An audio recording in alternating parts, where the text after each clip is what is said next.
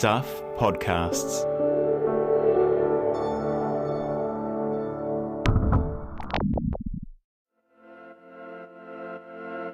Hi, I'm Michael Wright and welcome to The Long Read from Stuff. This week's episode is a little different. You'll see it's entitled Fire and Fury, which is the name of the latest project by the Stuff Circuit team. Fire and Fury is the documentary that's at the centre of this project. And here to talk about that and one of the accompanying stories that we'll hear soon is Stuff Circuit producer Louisa Cleave. Hi, Louisa. Kia ora, Michael. Before we get into this, just if listeners aren't aware, quickly explain who Stuff Circuit are. Sure, yeah. Stuff Circuit, we're an investigations team that sits within the Stuff whānau, and we are primarily tasked with long-form documentary video content. We probably produce a couple of these a year. We tend to get into subjects that are a bit more complex, and then we aim to present those in a really visually compelling way. We're just a small team. There's only four of us. There's our editor-director, Toby Longbottom, cameraman, illustrator, Phil Johnson, myself as the producer, and Paula Penfold as the presenter-reporter. And so Fire and Fury is your latest project. What's it about? Fire and Fury looks at some of the key people behind the spread of misinformation and disinformation. And we'll link to Fire and Fury in our show notes. That's the documentary. We're going to hear one of the accompanying stories soon. But people will be familiar with what you just described. I mean, everybody will have in some form been aware of, even if it's just through mainstream media coverage. Since COVID-19 has joined us in the world, this misinformation, disinformation has just grown and grown and grown and become part of everyone's lives to some extent, of course, culminating in the Wellington protests. How do you begin to tackle a story this big? I mean, you mentioned before you're focused on several key characters in the documentary, but how do you even hone it down that much and try and tell a coherent story in such a huge, nebulous, overwhelming mess of an issue? Yeah, of course. It's about making it as understandable and clear to the audience as we can, and there was just a phenomenal amount of information to wade through. Thankfully, time is our friend in investigative journalism, and so we're privileged to have the time to wade through that information, identify sort of the key people we should be looking at. A couple of those turned out to not be able to be followed through in the end because of criminal charges laid against them. We looked at it and we thought our medium of video is a great medium to bring this to, because we could show people how these key people communicate the messages in their own words. So Fire and Fury covers the Wellington protests, of course, which we'll get to soon, but it also, as you just touched on, addresses the wider issue of disinformation in our society, going back to the start of the COVID-19 pandemic and even earlier than that. What did you find out about those periods that can give us some context for what's happened in the last year or so? Yeah, our interest in this all really did begin right back at the beginning of the pandemic. I joined the team at the first lockdown in April 2020, and at that time we were quite interested in the 5G conspiracies going around and links to COVID. We started to get some insight, I suppose, into the conspiracy theories, chatting to experts like MRX Dentith. He was great at sort of casting some light on why this was happening. I guess people were looking for an explanation for the pandemic, and he talked with me about the various ways people deal with that. And it's quite interesting now looking back on that conversation 2 years on, because 2.5 years on, because he talked then about people blaming the system, blaming the government, people wanting to believe there was a deliberate act to bring about control around the world. So he sort of saw this trajectory where it was going, which was really fascinating. At that time, one of the people capitalising on all the information being spread around was Billy Te Kahika. He was pumping out vast amounts of misinformation, gaining a huge following and having political aspirations before the last election. So We actually ended up doing a documentary on him called False Prophet, and whilst doing that, we would meet some of the key figures who would turn up in Fire and Fury. 5G, I'd forgotten about 5G. Seems almost quaint now in the scheme of things. Even Billy Takahika's sort of faded over the last year or so with all of everything that's happened since. One of the things that struck me in the documentary, and we'll hear this in the story you're about to read, is the extent to which New Zealanders consume disinformation, more so than people in other countries, which kind of took me by surprise. Why do you think that is? Are we more susceptible to this sort of thing? Yeah, I mean, 90% of New Zealanders use social media, and we're the 8th highest in the world for that. So there's this very, solid foundation there. You've got a willing and available audience for conspiracists to target. In talking to people who study this area, false information spreads faster and more widely than facts. Negative information spreads better than positive information. So when you start to understand, how things spread around on social media, you start to get an idea of how these groups manage to build a significant audience. And a lot of them did that on places like Facebook in the early stages before I think we cottoned on to, what was really happening. And before the platforms caught up with them and the misinformation they were spreading and banned them. Voices for Freedom, for instance, were taken down 5 times off Facebook. Only recently, Chantal Baker has been taken off Facebook. She was there during the Wellington occupation, and her lives on that final day generated about 1 million views. So she kept a presence on Facebook for quite a long time.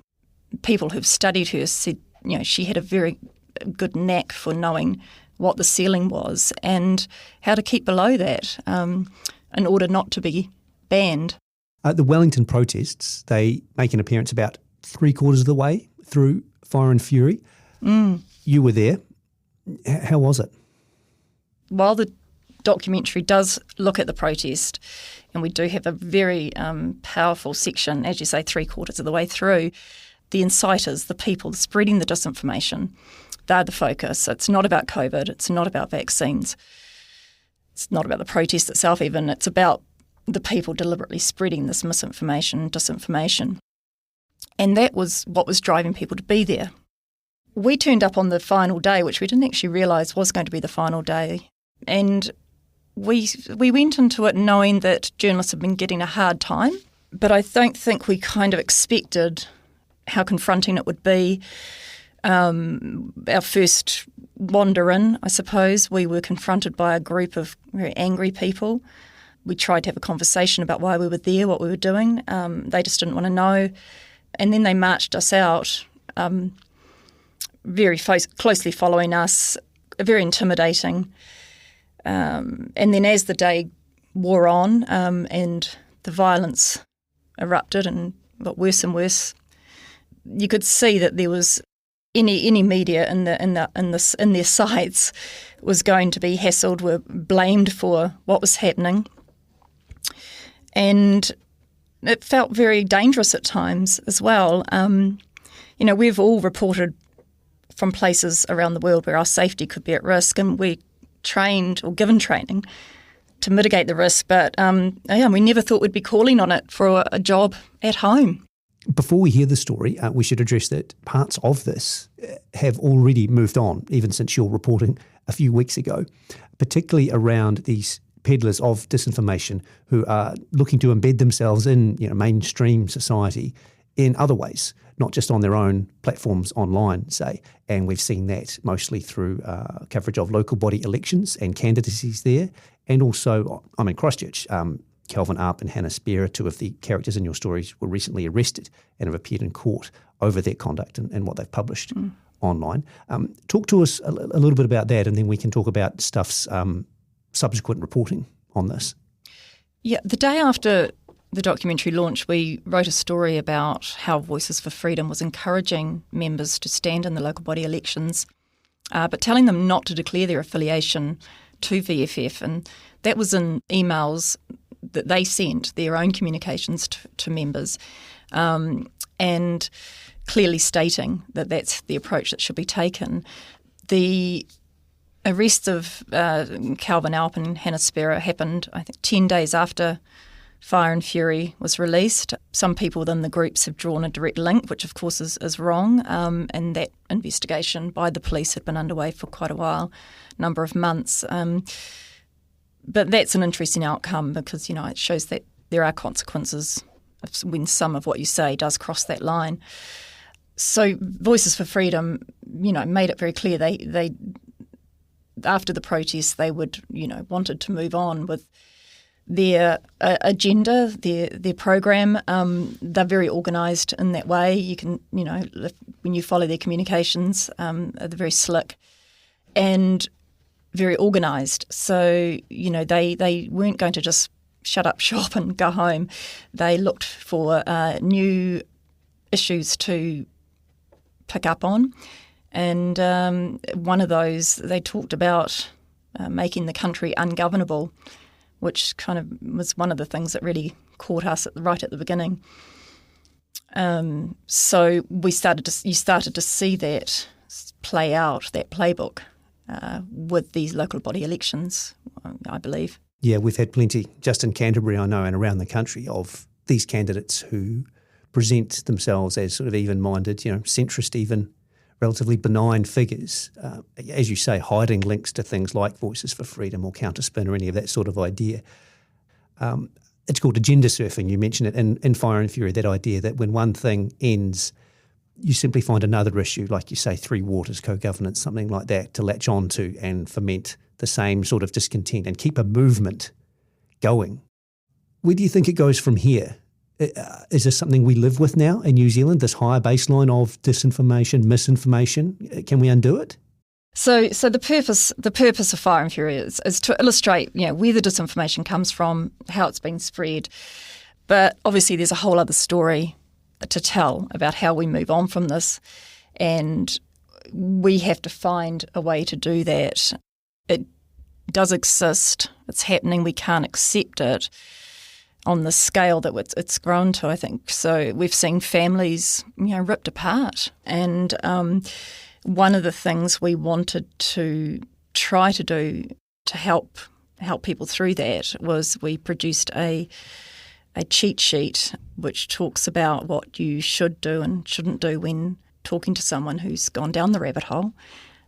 The experts we spoke to in the documentary talk about inoculation being the best approach. So in many ways we hope that, people watching the documentary, they will see the agendas, they will see the playbook tactics, strategies, and they'll be able to identify these, and that will provide some sort of inoculation to falling into that trap. And what you've done, Louisa, with that initial story has been followed up around the country. Staff reporters in most newsrooms, I think, have followed up on this and looked closely at candidacies, people standing for local government. Tell us a bit about that, about what's come from that initial reporting of yours.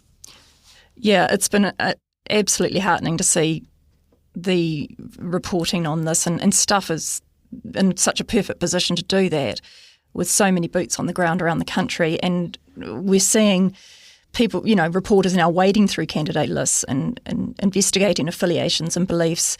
They're not all Voices for Freedom affiliations. There's some, just straight out conspiracy theorists in there.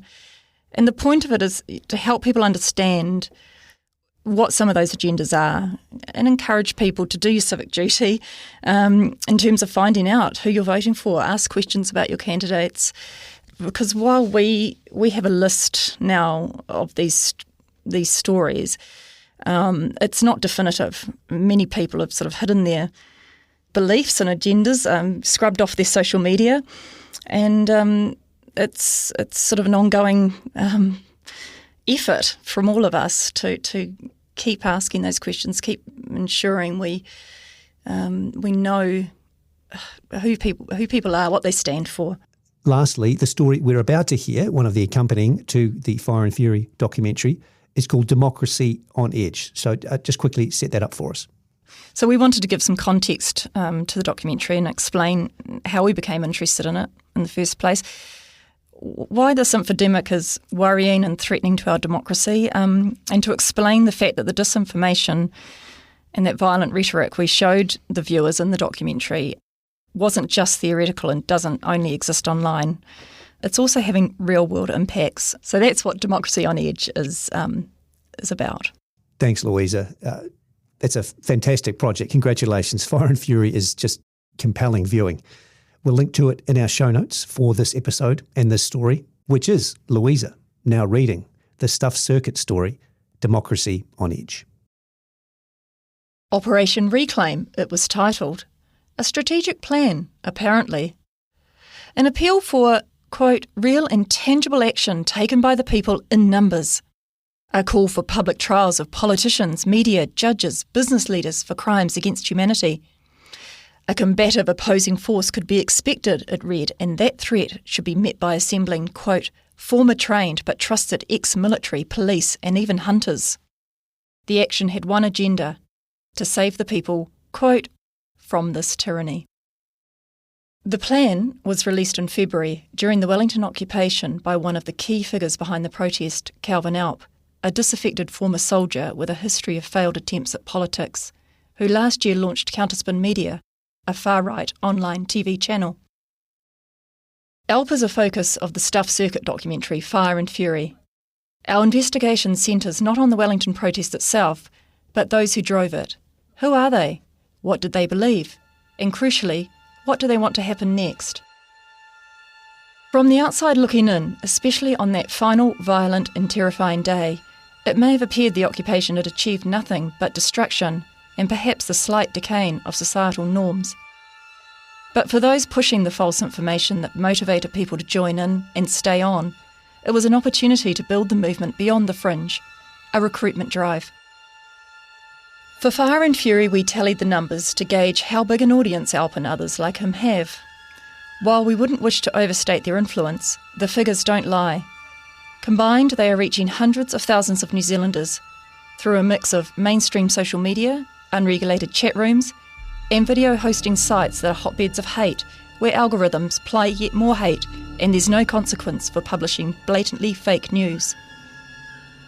The Fire and Fury documentary shows you, unfiltered, what the players preach to their followers, how they're all interconnected, and what motivates them to spread disinformation on issues as diverse as the invasion of Ukraine, the US overturning of abortion rights, and of course COVID. Watching what they say in the often venomous way they say it led us to another threat which we'll examine here, the fundamental risk they pose to democracy. Because consistent across their messaging is a plan to deconstruct our political structure from the bottom up to achieve an, quote, ungovernable country. Within months of the protest, they were beginning to achieve that aim. Counterspin Media was rallying supporters to rise up and create a parallel society, quote, your own government, your own structure, your own currency. Then took the message on a road trip, travelling Aotearoa between April and June 2022 with the objective of keeping up the momentum started at the Wellington occupation. The frustration of failing to get any wins out of the protest had steered them in another direction, local government and discontent over the Three Waters reform of water service infrastructure and management. Alp and his partner, fellow Counterspin presenter Hannah Spera, held meetings from the far north to Bluff, introducing their communities to speakers on conspiracies such as the COVID pandemic being a hoax to bring about a secret United Nations agenda for a single world government. It's concerning then for democracy that elected officials, councillors in 3 regions, took part in the proceedings, not as interested observers, but in the lineup of apparently like-minded speakers. Gisborne councillor and then member of Tairāwhiti District Health, Meredith Akuhata-Brown, told the meeting that COVID vaccine was an experimental drug, causing injury and death. It has, but not at anywhere near the exaggerated rates alleged. There was low attendance, but the meeting was recorded and put online. New Plymouth District Councillor Annika Carlson told a healthy-sized crowd that after the Wellington protest ended the way it did, it made her heart so warm and so happy to see people turning up for the Counterspin event, thanking them for coming to Taranaki. Waikato Regional Councillor Kathy White addressed a crowd in Taupo, telling them media reporting on Thames Coromandel Mayor Sandra Gowdie's refusal to be vaccinated was an orchestrated attempt to, quote, muzzle people.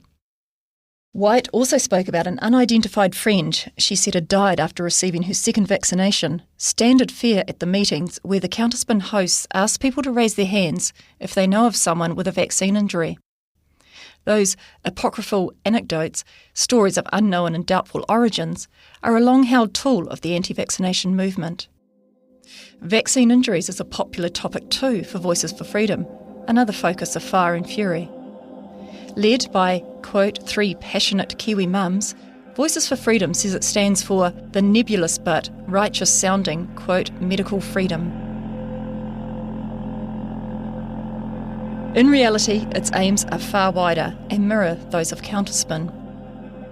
In a March email to members, the leaders wrote they are, quote, setting up systems of resilience so that we will never again be subject to the whim of tyrannical leaders. They needed a rallying cry because they too were feeling the dying momentum. After the protest finished, everybody was flat, sad, broken, said regular Voices for Freedom contributor Jill Booth at a public meeting in June. They'd lost their direction, she said, and urged attendees to focus on a new issue, Three Waters. So the thing with Three Waters is that we can bring that direction back, Booth said. Without mandates, without the vaccine, it's a whole different topic. It doesn't matter what you are or who you are. It's going to affect you, and this can give us one single focus. Booth laid out a playbook for sabotaging the democratic process. When you go into these groups, just tip them up, she said. Don't play ball, become ungovernable. Booth was supported by Southland farmer James Matheson, who gained a following through the Wellington occupation as Farmer James. Matheson described how he and 70 others turned up at a meeting to discuss alternative industries for Southland when the Tiwai Point aluminium smelter closed. I tore shreds off these people for like an hour, he said. Then I had to go to rugby practice. His advice was, quote, be an absolute hindrance.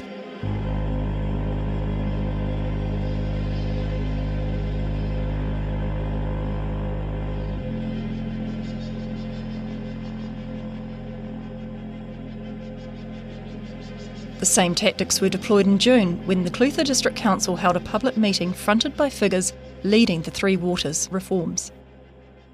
Clutha Mayor Brian Cadogan asked for a respectful discussion and offered reassurance that there would be no change to water ownership, yet it took only 30 minutes for everything to go downhill. Why's half the board Māori then? What are you talking about? Unleashed one person, not even attempting to disguise their racism.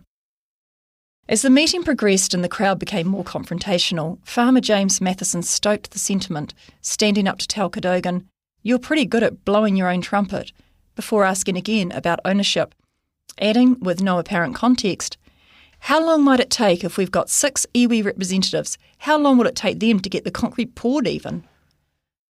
It achieved the desired effect on the room, and someone else rose to their feet to make an unsubstantiated claim about backroom dealings with Ngāi Tahu. Officials reiterated water assets will remain in public ownership, with new entities collectively owned by councils. But those opposed had made up their minds. Matheson live-streamed the 2-hour meeting on Facebook, attracting 5,000 views. Which sounds like a good thing. Engagement in local issues is democracy in action, isn't it? That's not what this is, says an exasperated mayor. It's a deliberate attempt to undermine democratic process. Brian Cadogan says the meeting had been called because of concern about the speed with which misinformation about the reforms was spreading, making it impossible to share facts. It is a shame, Cadogan says, because democracy and the very principles that define our freedoms and privileges are being radically affected. The main problem for society is the growing numbers of traditionally sound-thinking people that are influenced, not knowing the alternative motivation, he says. Cadogan argues the strategies to disrupt are putting society's stability at risk, along with the future of democracy. Many would say that is an alarmist overreaction, he says, but when you have a unique insight into the dynamics at play, it is possibly an understatement, because much of the damage is already done and society has not yet recognised it.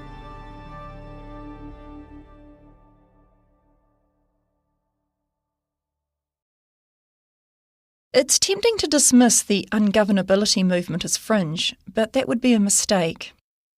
You only need to watch the hearings of the US Congressional Committee investigating the Capitol riots of January 21 to see the real-life consequences of anti-democratic sentiment gaining traction.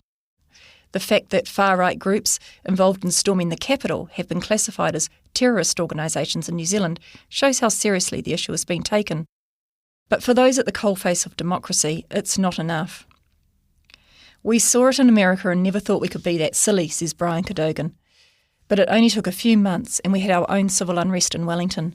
Society is lagging behind in awareness and mechanisms to deal with this new dynamic. Multiple factors led to that unrest: disconnection, long poverty, growing distrust in institutions. But there's another major hook that can't be ignored: conspiracy. For Fire and Fury, we interviewed Josie, who only wants their first name used given the horrific transphobia that pervades all these groups. In 2009, Josie started looking for answers to why the world was, quote, dog shit, and soon became a full-blown conspiracist. Among the theories that gripped Josie for 10 years was that a group of secret elite leaders was working to establish a new world order. Everything I thought got filtered through a constellation of meaning that conspiracy theories would give you, Josie says. I had all the answers given to me by these elusive freedom fighters. Updated versions of the same theories Josie fell for back then are still trotted out by all the groups we studied. In 2021, Voices for Freedom co-leader Claire Deeks spoke alongside big-name anti-vaccine influencers at an online international summit promoting the Great Reset conspiracy theory, that global elites are using the pandemic to establish a totalitarian world government. References to the Great Reset soon appeared in Voices for Freedom's own marketing material. Calvin Alp, whose Counterspin Media purports to be a facts and evidence-based platform, is also a believer of the Great Reset and gives frequent monologues about, quote, the transhumanist agenda. Farmer James cultivates a brand of the beer-drinking southern man working the land and defending family, and has called COVID a scamdemic. In March, he filmed a group of men gathered in his shed talking about the start of a male revolution, and in June started his own national tour calling on men to stand tall. It's all delivered with assuredness and contempt for the, quote, sheeple who haven't caught up, which is a common trait amongst conspiracy theory devotees. The belief the knowledge they possess makes them smarter than everyone else. The problem is, much of what they've embraced is driven by highly adept far-right manipulators whose very purpose, say experts, is to destabilise social democracies. The New Zealand spreaders are simply vectors, but they have large, loyal audiences, which might help explain why we seem to have a particular vulnerability. In the months leading up to the Wellington protest, New Zealanders were embracing Russian disinformation and propaganda at a rate 30% greater than Australians or Americans. How to fix that? At least some of the responsibility falls on social media companies. The next phase of the Christchurch Call Agreement will focus on how algorithms contribute to radicalisation and spreading misinformation by feeding people more of what they're already watching, only worse. How the big tech companies will contribute to that work is unclear, although Stuff Circuit has learned Facebook activated a special operations team to monitor content during the Wellington occupation with the aim of removing misinformation and posts inciting violence in real time. But of course, only the mainstream social media companies are belatedly trying, and not always hard enough. The unregulated chat rooms where this content rages are seemingly untouchable and indifferent. Josie eventually managed to crawl out of the rabbit hole. With none of the conspiracy theories coming true, they felt the need to become more media literate, learning, quote, how to research and engage with information in a way that you can pull out the contradictions and inconsistencies. So Josie watched events unfolding in the Capitol at the beginning of this year through a different lens to most of us, familiar with the pull and consequently worried about a descent into violence by a mob or an individual radicalised through the ongoing demonisation of, quote, the elite. We witnessed firsthand that there's reason to be worried. After reading Operation Reclaim, Calvin Alp's strategic plan, we wanted to see what impact it might have on the Wellington protest. Stuff Circuit was in the thick of it when the protest turned into a riot, and Fire and Fury shows footage we filmed but have not previously released. The scenes are apocalyptic, and as journalists we've never anywhere in the world experienced such visceral hatred towards us. It was dangerous and, at times, it was scary. The fomented distrust of the media is in itself a sign that democracy here is on edge. The disruptors know destabilising one of its pillars weakens the whole thing. We need to be paying attention, or, as the conspiracy theorists themselves would say, we need to wake up.